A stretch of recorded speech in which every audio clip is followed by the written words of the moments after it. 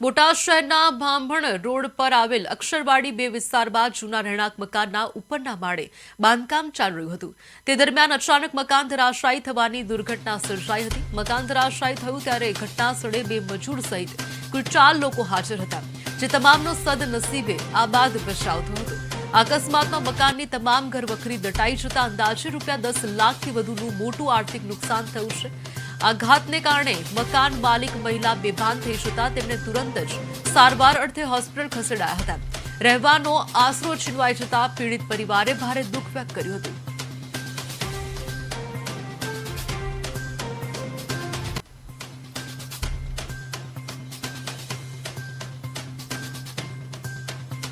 તો આજે નુકસાન છે, એમાં કેટલું નુકસાન તમને થયું છે? ત્યારે 14 થી 15 લાખનું નુકસાન છે। કેવા પ્રકારની નુકસાની આવી છે? હા, ધડો કોઈ વસ્તુ નથી રહી। તો જે આ નુકસાન થયું છે એને લઈ હવે તકલીફ કેટલી? હવે રહેવા માટેનું ઘર હતું એ તો છીનવાઈ ગયું, હવે તૂટી ગયું, તો હવે તમે ક્યાં રહેશો? હવે તો જોઈએ છે ક્યાં વિચાર છે, હવે ભગવાન ઉપર ભરોસો રાખ।